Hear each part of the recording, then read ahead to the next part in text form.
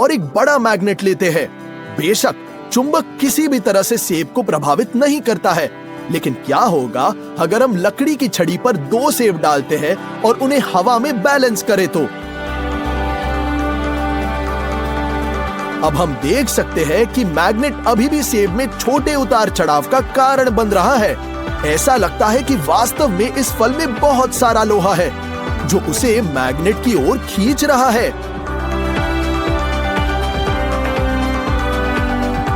है ना अमेजिंग? ये तरकीब हम अंगूरों के साथ भी कर सकते हैं। किसने सोचा था कि फल और जामुन मैग्नेटिक होंगे? देखो कैसे हिल रहा है। मैग्नेट अंगूरों को दिशा दे रहा है।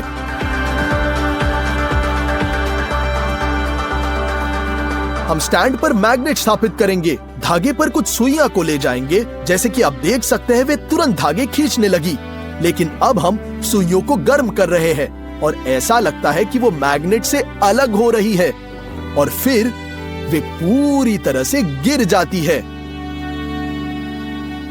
देखिए, बिल्कुल ऐसे। यदि आप माचिस पर एक मैग्नेट रखते हैं तो कोई प्रभाव नहीं पड़ेगा, लेकिन यदि आप उन्हें जलने देते हैं तो वे तुरंत मैग्नेटिक गुण प्राप्त करेंगे। बिल्कुल ऐसे। अभी देखिए, है ना अमेजिंग?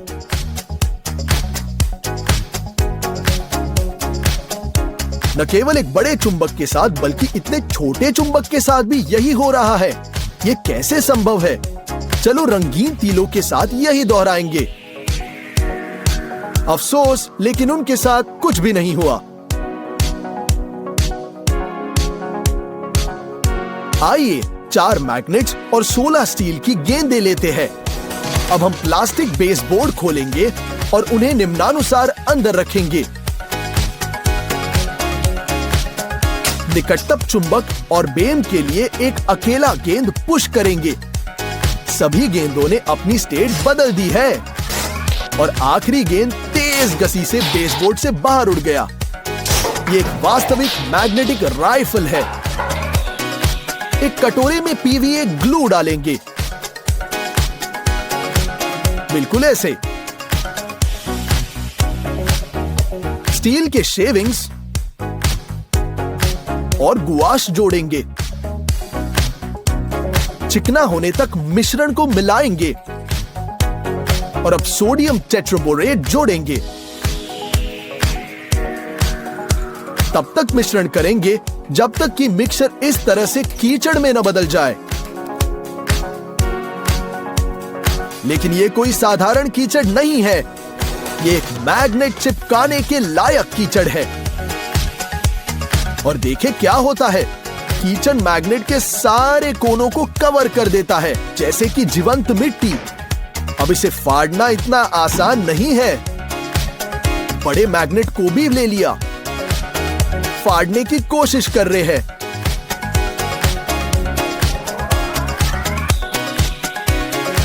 चुंबक को कुछ दूरी पर पकड़कर आप देख सकते हैं कि कैसे कीचड़ एक तंबू को अपनी ओर खींच रहा है। इस वजह से वास्तव में ये मिट्टी जीवंत लग रही है, बिल्कुल किसी प्राणी की तरह। है ना अमेजिंग?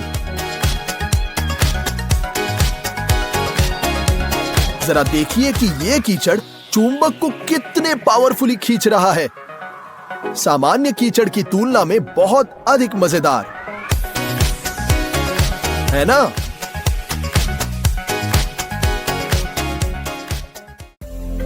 चलो एक छोटी प्लास्टिक की बोतल लेते हैं। कागज के एक टुकड़े से एक फनल बनाते हैं और अंदर कुछ प्रिंटर इंक डालेंगे, बिल्कुल ऐसे। सिरिंज का उपयोग करके बोतल भरने तक अंदर अल्कोहल डालते हैं।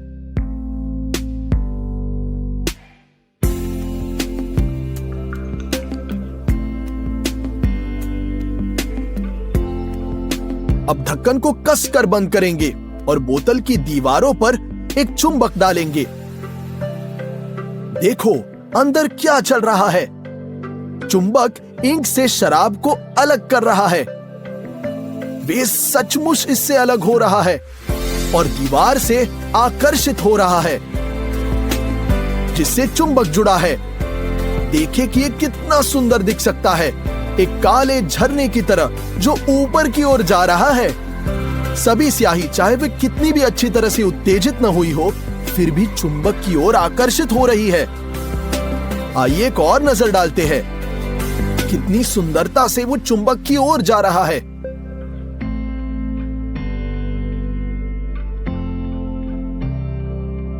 अब ये देखेंगे कि शक्तिशाली मैग्नेट के प्रभाव में शराब कितने जल्दी फिर से ट्रांसपेरेंट हो जाएगी। एक अद्भुत दृश्य, लिक्विड आवर क्लॉक की तरह, है ना अमेजिंग? चलो पाउडरिंग का एक नया बैच लेते हैं और इसे तेल के साथ मिलाएंगे। कांच पर थोड़ा सा डाल देते हैं और एक मैग्नेट की मदद से हमें एक असामान्य ड्राइंग का टूल मिल जाता है। चित्र बनाने का एक और तरीका, हम इस ट्रिक को दोहराने की अनुशंसा नहीं करते। हम चुंबक को लैपटॉप स्क्रीन पर लाएंगे और यह तुरंत बाहर चला जाएगा। एक छोटा चुंबक भी काफी है, लेकिन याद रखें कि यह तकनीक बुरी तरह से एंड हो सकती है। ऐसी चीजें एक स्मार्टफोन के साथ भी हो सकती है। जब एक चुंबक लगाया जाता है, स्क्रीन ऑफ हो जाती है और फिर से आ जाती है। चलो एक साधारण मैग्नेट लेते हैं। जैसे कि आप देख सकते हैं, ये पूरी तरह से लोहे की ओर आकर्षित हो रही है। लेकिन क्या होगा अगर हम इसे गर्म करें तो? उसी तरह हमने सुइयों को भी गर्म किया। चुंबक को गर्म होने के बाद यह अब लोहे की ओर आकर्षित नहीं हो रही, पर इसके ठंडे होने के बाद मैग्नेटिक गुण चला गया। यहां तक कि एक और चुंबक अब इसे अलग नहीं कर सकता। इंस्टॉल करते हैं और हम अपना टूल शुरू करेंगे।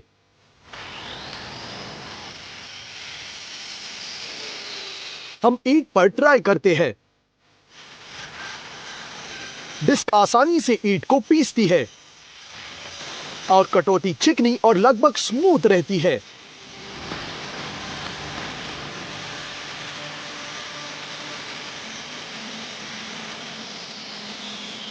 चलो अब ग्रेनाइट पर चलते हैं।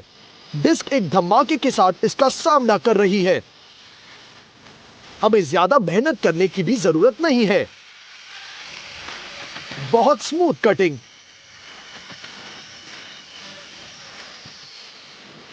अब हम सिरेमिक काटने के लिए एक विशेष डिस्क को टेस्ट करेंगे। अल्ट्रा पतली हीरे की कोटिंग, जिसे अब एक्शन में टेस्ट करेंगे। हम एक सिरेमिक टाइल लेते हैं और आगे बढ़ेंगे।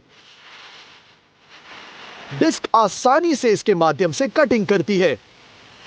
मूवमेंट्स बहुत स्मूथ है और सब कुछ सेकंड्स में तैयार हो गया है।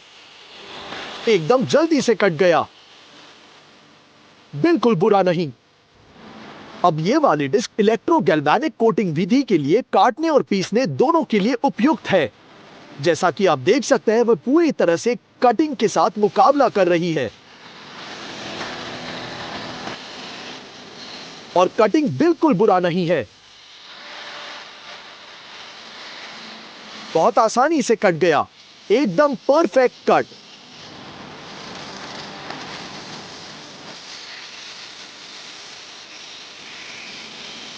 बहुत ही बढ़िया। इसके बाद हमारे पास एक यूनिवर्सल हीरे का डिस्क है। ये मल्टीपर्पज कटिंग डिस्क भी है। ये वैक्यूम ब्रेस सॉ ब्लेड है, बहुत ही अमेजिंग। ये आसानी से और स्मूथली टाइल को काट रहा है। बहुत ही जल्दी कट गया, जबकि ये आसानी से लकड़ी के साथ भी मुकाबला करता है। ये भी कट गया। प्लास्टिक पाइप उसके लिए कुछ भी नहीं है और स्टील के लिए वो सेकंड्स में इसका मुकाबला करता है। बहुत शानदार कटिंग, बहुत कूल।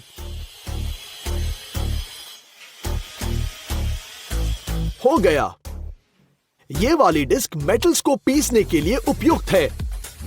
चलो इसे अटैच करेंगे और टेस्ट करते हैं। 40 से 120 ग्रिड्स। आइए इस बार को गंज से साफ करने की कोशिश करते हैं।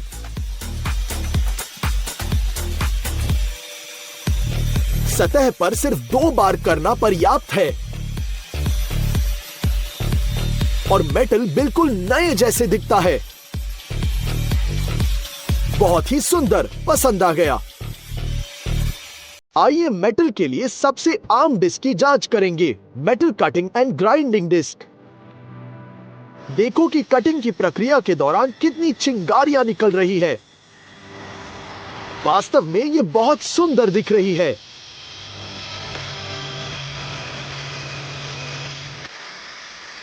और इस डिस्क से क्या बढ़िया कटिंग हो गया है। ये पेड़ों के साथ काम करने के लिए एक विशेष डिस्क का ट्राई का समय है। Wood cutting and carving chain disc. Circumference के चारों ओर उसके 14 दांत हैं। हम लकड़ी के बार को फिक्स करेंगे और टेस्ट करेंगे। अविश्वसनीय, ये एक गर्म चाकू कटर मक्खन की तरह कट रहा है,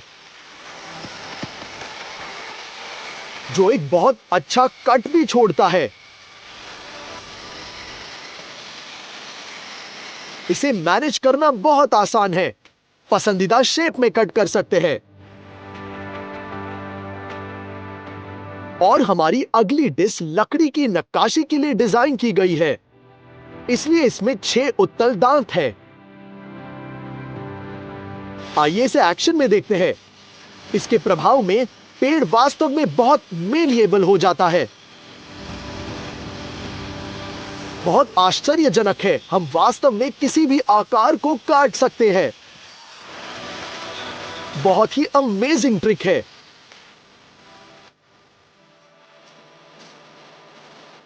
अब ये universal cutting and carving disc है। ये 3 रीसेस पर ध्यान देंगे। उनमें उसका रहस्य छिपा है। Multi tool disc carbide tipping blade. 1 second, ये 1 मोमेंट में कट गया। बहुत आसान है। बहुत अच्छी तरह से नियंत्रण कर सकते हैं। हमें मिला स्मूथ कट। है ना अमेजिंग? पेड़ को प्रोसेस करने के लिए एक और disc, art wood grinding and carving disc. ये कॉन्वेक्स है और इस तरह स्पाइक से जड़ी है।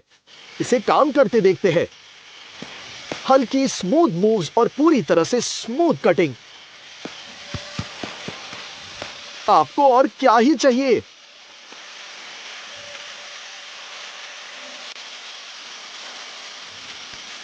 है ना अमेजिंग?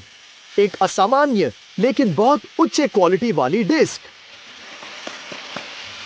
बहुत ही शानदार कटिंग हो गई है। लेकिन अगली डिस्क और भी असामान्य है। यह कुछ हद तक शूरिकेन जैसे दिखता है, लेकिन हम इसे फेंक नहीं देंगे।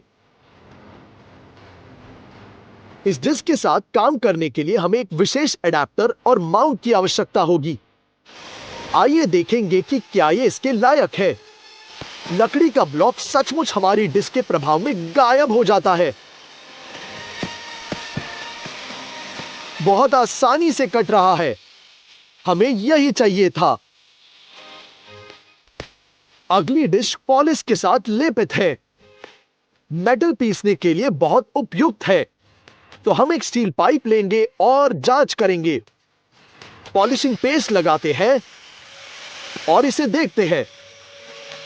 हमारी आंखों के सामने एक पुरानी पाइप पूरी तरह से नई, चिकनी, चमकदार पाइप में बदल रही है। यह प्रत्यक्ष कंपैरिजन में बहुत बेहतर देखा जाता है। यह देखिए, है ना अलग, नए जैसे, पहले और बाद में। और अब हमारे पास एक साथ कई डिस्क्स हैं। आइए देखेंगे कि वे कितने काबिल है। डेंसिटी और पैटर्न के विभिन्न स्तर हैं। उन्हें इंस्टॉल करने के लिए हमें कुछ मुश्किल जोड़ तोड़ को क्रैंक करना होगा।